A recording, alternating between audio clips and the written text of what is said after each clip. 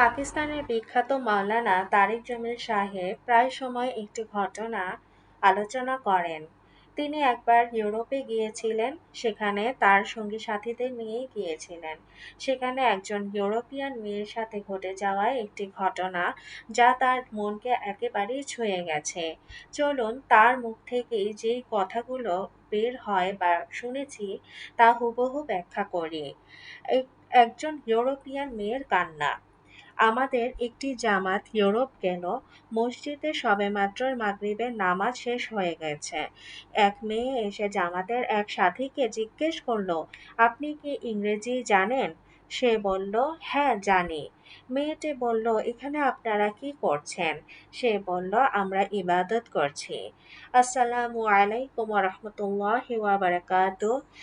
সুধী সম্মানী এবং যারা আছেন তাদের উদ্দেশ্যে একটি কথা বলতে চাই, আমার চ্যানেলটি অবশ্যই সাবস্ক্রাইব করবেন, কারণ এই ঘটনাগুলো পর্ব আকারে আসছে।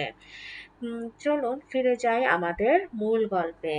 মেয়েটি বলল, আজ তো রবিবার নয়, আজ আবার কিসের ইবাদত? সাথী বলল, আমরা 5 বার আল্লাহ পাকের ইবাদত করি। মেয়েটি বলল, এ তো অনেক বেশি। জামাতের একজন সাথী এরপর তাকে ইসলাম সম্পর্কে কিছু ধারণা দিল। তার কথাবার্তা শোনার পর মেয়েটি হ্যান্ডশেক করার জন্য তার হাত বাড়িয়ে দিলেন, কিন্তু সাথী বলল, আমি তো আপনার সাথে হাত মেলাতে পারবো না। মেয়েটি জিজ্ঞেস করলো, কেন? যুবক উত্তর দিল, এই হাত আমার স্ত্রীর আমানত, এটি দিয়ে আমি অন্য কোনো নারীকে স্পর্শ করতে পারবো না। এ কথা শুনে মেয়েটি কাঁদতে কাঁদতে মাটিতে লুটিয়ে পড়ল। বলতে থাকে, আপনি আপনি যেই নারীর স্বামী সে কতটাই না ভাগ্যবতী। হায়, আমাদের ইউরোপের পুরুষরাও যদি এমন হতো। এই হলো নারী স্বাধীনতার মূল্য। আমার ভয় হয় আমাদের বর্তমান প্রজন্মও না জানি নারী স্বাধীনতার ফাঁদে আটকা পড়ে যায়। কেননা তারা তো সবসময় বুঁদ হয়ে থাকে টিভির সামনে অথবা মোবাইল হাতে। আমরা যদি বর্তমান প্রজন্মকে ভয়াবহ এই পরিবেশ সম্পর্কে না বুঝাই এবং এই পরিবেশ থেকে টেনে বের না করি, তাহলে তারাও তো পথহারা হয়ে পড়বে, দিশেহারা হয়ে পড়বে। তারাও তো ভয়াবহ পরিণতির শিকার হবে।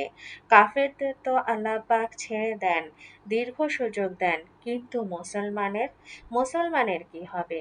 মুসলমানদের জন্য তো আল্লাহ পাক খুব বেশি ছাড় দেন না, এটাই আল্লাহ তাআলার বিধান। গরু শাস্তির আগে আমি তাদের নিশ্চয়ই লঘু শাস্তি আস্বাদন করাবো, যেন তারা ফিরে আসে।